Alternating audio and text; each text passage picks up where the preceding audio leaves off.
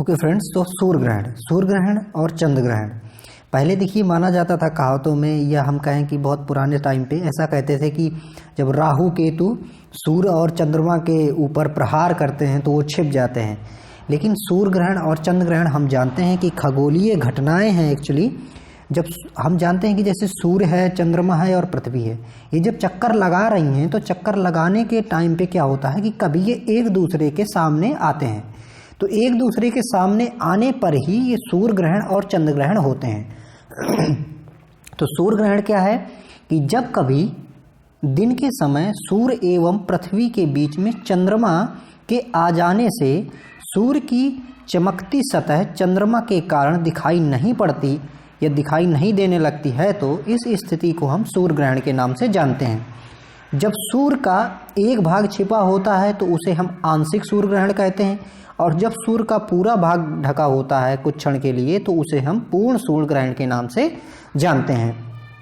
सूर्य ग्रहण हमेशा अमावस्या के दिन यानी कि न्यू मून के दिन होता है।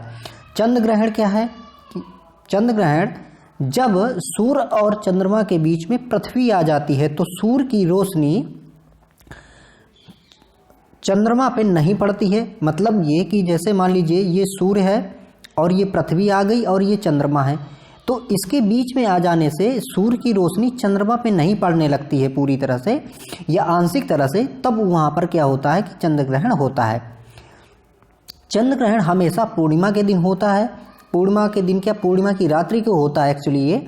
और इसमें पूर्णिमा को जो चंद्र ग्रहण है तो वो प्रत्येक पूर्णिमा को चंद्र ग्रहण नहीं होता है, क्योंकि चंद्रमा और पृथ्वी के कक्षा पथ में 5 डिग्री का अंतर होता है, जिसके कारण चंद्रमा कभी पृथ्वी के ऊपर से या नीचे से गुजर जाती है। तो इस कारण से हमेशा मतलब सभी पूर्णिमा को चंद्र ग्रहण नहीं होता है।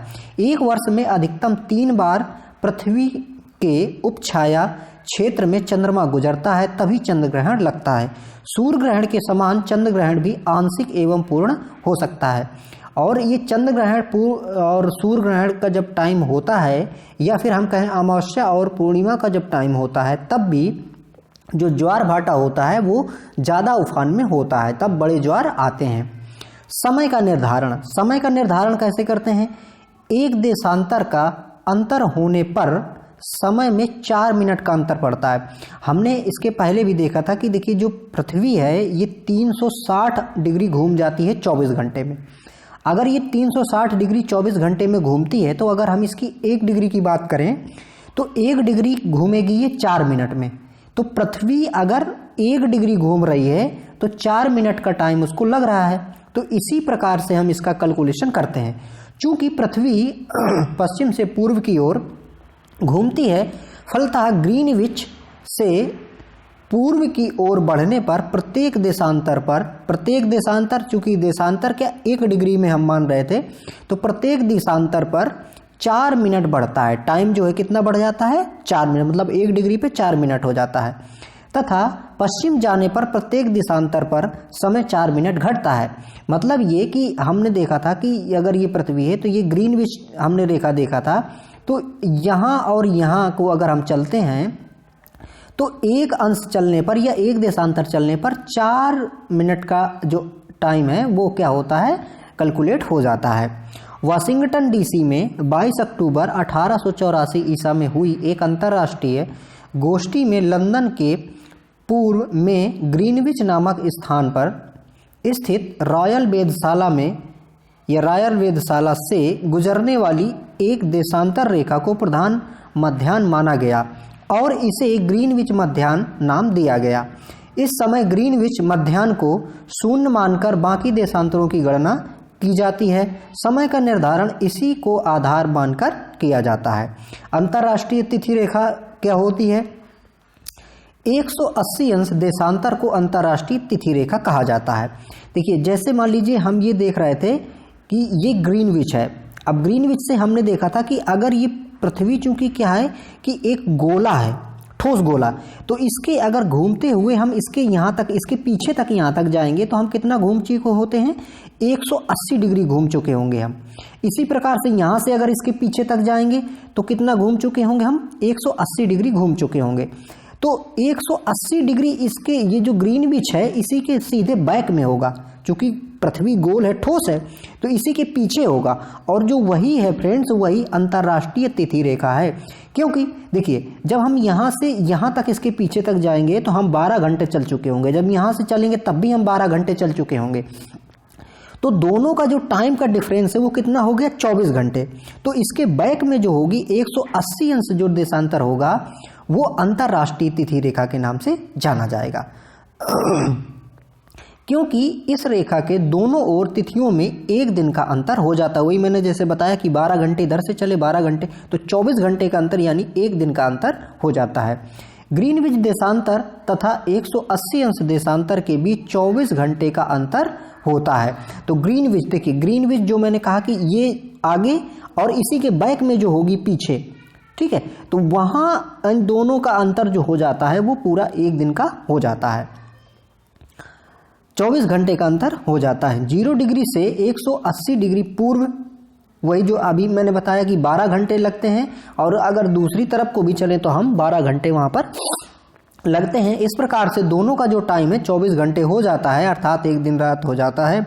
और इसीलिए वो पूरा कैलकुलेशन कितना हो जाता है कि पूरा 24 घंटे का हो जाता है। यहाँ पर उदाहरण के तौर पर देखिए दिया गया है कि उदाहरण के लिए यदि ग्रीनविच पर बृहस्पति 25 सितंबर 2003 ईसा को दोपहर के 12 बजे हो तो 180 अंश पूर्व देशांतर पर 25 सितंबर 2003 ईसा की मध्य रात्रि होगी, जबकि 180 पश्चिम देशांतर पर 24 सितंबर 2003 ईसा की मध्य रात्रि होगी। तो इस प्रकार से 24 घंटे का अंतर हो जाएगा।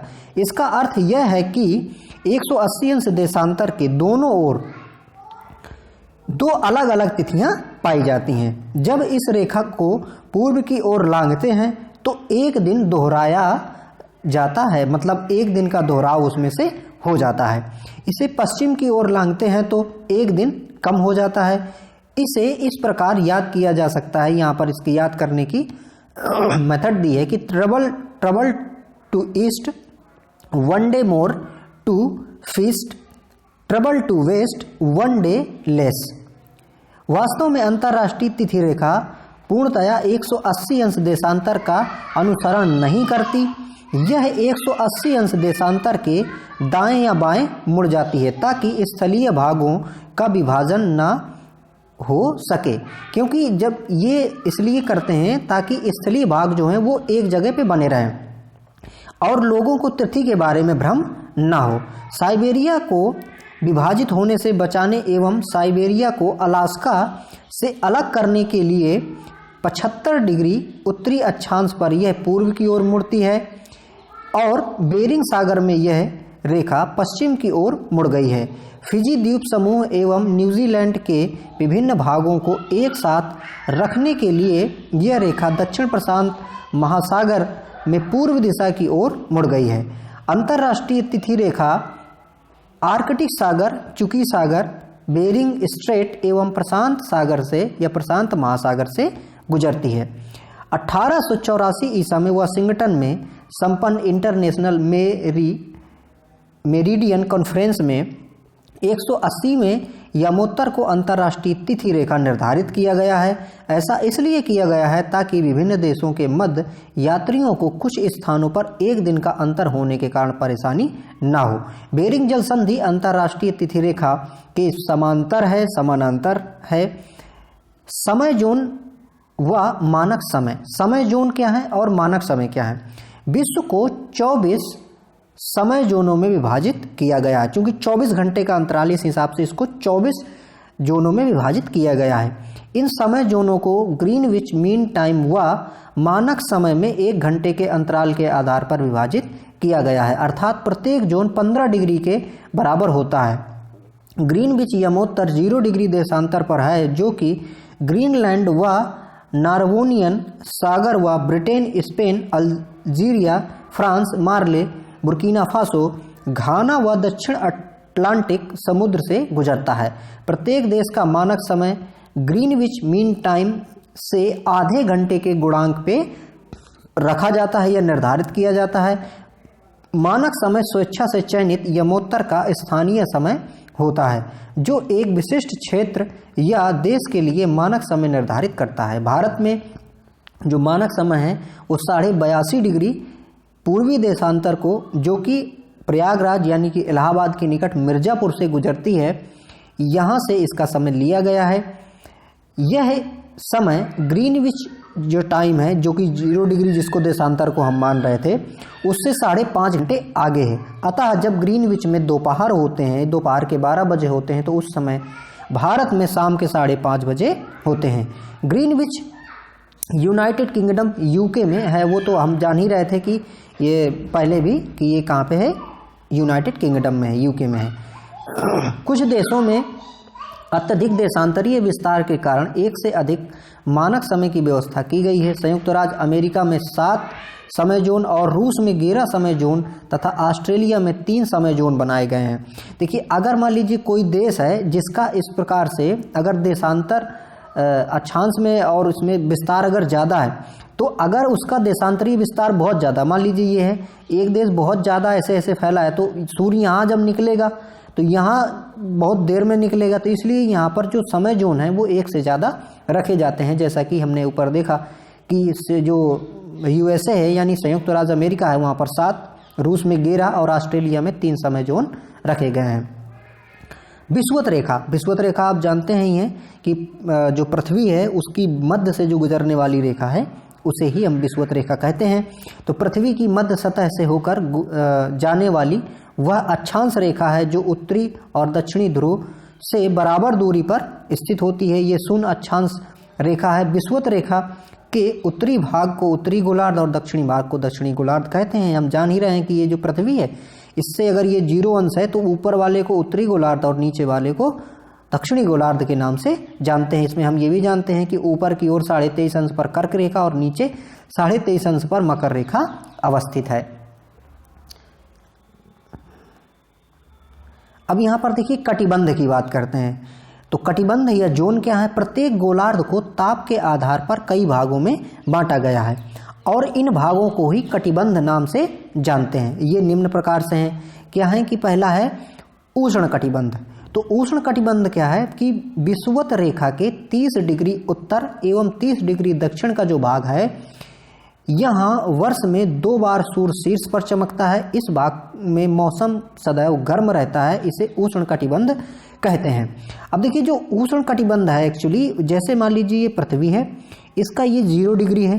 अब 0 डिग्री से अगर यहाँ पर 30 लें और यहाँ पर 30 लें, तो ये वाला जो क्षेत्र है पूरा, ये वाला क्षेत्र उष्ण कटिबंधीय कहलाएगा। उष्ण का मतलब होता है गर्म।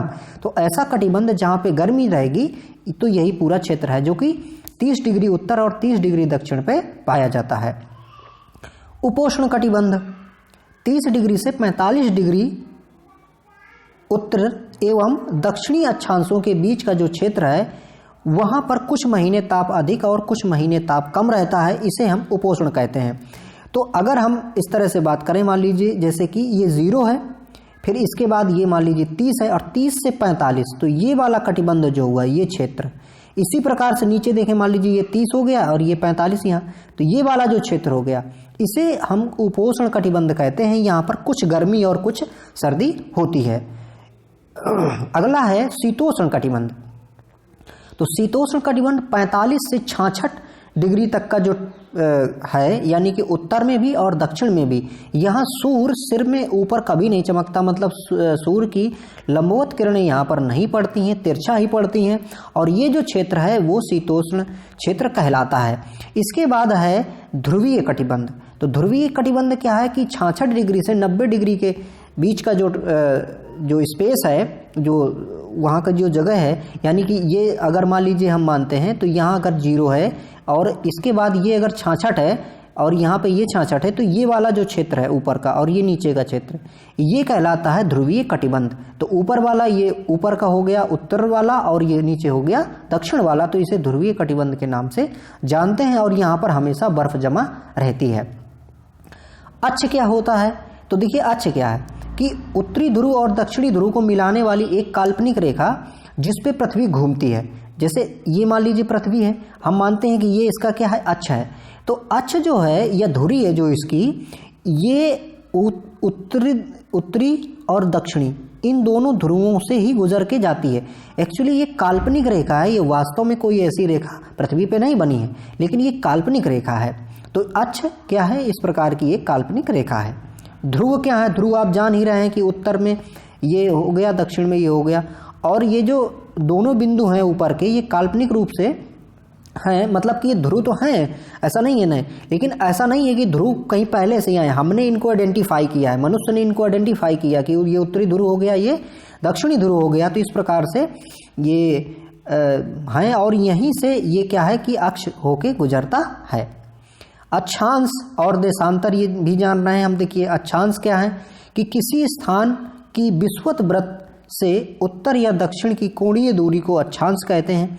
अक्षांश वृत्त विषुवत वृत्त के समांतर खींचे गए काल्पनिक वृत्त। अब देखिए अक्षांश वृत्त क्या है, जैसे हमारी ये पृथ्वी है, अब पृथ्वी चूंकि ठोस है ना, पूरी गोला है, ये वृत्त नहीं है, गोला है। तो जो अगर मान लीजिए अक्षांश बनेगा, तो जैसे हमने यहाँ से ऊपर से देखा ऐसे, तो यही पीछे भी तो घूम के जा रही होगी ये, और घूम के आके यहाँ मिल रही होगी, क्योंकि ये ठोस गोला है, 3 डायमेंशन है। तो इस प्रकार से ये जो पूरा घूम के बनेगा वृत्त, इसे ही हम अक्षांश वृत्त कहेंगे। और इसी प्रकार से अगर मान लीजिए ऊपर और भी जाएंगे तो और अक्षांश वृत्त बन जाएंगे, नीचे जाएंगे तो नीचे और अक्षांश वृत्त बन जाएंगे, तो इसे ही क्या कहेंगे, अक्षांश वृत्त कहेंगे। देशांतर क्या है, किसी स्थान की प्रधान मध्याह्न रेखा से पूर्व या पश्चिम की कोणीय दूरी को हम देशांतर कहते हैं। और देशांतर हमें मालूम है कि किस प्रकार से बनता है, जैसे हम ये 0 मान रहे थे, तो इस प्रकार से यहाँ पर ये कोणीय दूरी बन के ये यहाँ पर देशांतर बन रहे थे, देशांतर रेखाएं। स्थानीय समय, किसी स्थान के मध्याह्न सूर्य से निर्धारित किया जाता है या किया गया समय, यानी किसी स्थान पर जब सूर्य आकाश में सबसे अधिक ऊंचाई पर होता है तो दिन के 12 बजते हैं, इस समय को वहाँ का स्थानीय समय कहते हैं। मानक समय, किसी देश का मानक मध्याह्न रेखा पर स्थानीय समय है, जो कि जिसे हम मानक समय कहते हैं। अब स्थानीय समय का मतलब ही सीधे सीधे ये है कि जैसे मान लीजिए हम, जैसे भारत है अपना, तो भारत मान लीजिए इधर पे है, तो हमने एक यहाँ से गुजरने वाली रेखा का अपना एक टाइम मान लिया है, सेट कर लिया है, जो कि 82.5 अंश हमने देखा था, तो वही हमारा स्थानीय समय कहलाएगा। और इसका कैलकुलेशन इस हिसाब से भी हम करते हैं कि जब सूर्य की सबसे ऊंची ऊंचाई होगी, मतलब कि वो सीधे सूर्य नीचे मतलब 90 अंश का कोण बना रहा होगा, उस समय को ही हम यहाँ पर टाइम इस प्रकार से सेट कर लेते हैं। तो फ्रेंड्स, इस वीडियो में इतना ही। अगला जो हम वीडियो पढ़ेंगे तो उसमें हम पढ़ेंगे पृथ्वी की आंतरिक संरचना, कि हमारी जो पृथ्वी है उसके अंदर क्या है और क्या है, इसकी जानकारी हमें कैसे मिली। एक्चुअली पृथ्वी के अंदर क्या है, इसकी जानकारी कोई अंदर जाके नहीं लगा सकता है, क्योंकि पृथ्वी के अंदर टेम्परेचर बहुत ज़्यादा है। एक निश्चित सीमा के बाद में हम बहुत ज़्यादा पृथ्वी के अंदर नहीं खोद सकते हैं। 3 या 4 किलोमीटर के लगभग अभी खोदा गया है, और इसके अंदर हम नहीं जा सकते हैं क्योंकि वहाँ पर बहुत ज़्यादा गर्म स्थिति हो जाती है। तो फ्रेंड्स, अगला वीडियो हम वही देखेंगे। आई होप आपको ये काफ़ी वीडियो अच्छा लगा होगा। अगर ये अच्छा लगा है तो इसको लाइक करें, अपने दोस्तों के साथ भी शेयर करें। Thank you for watching.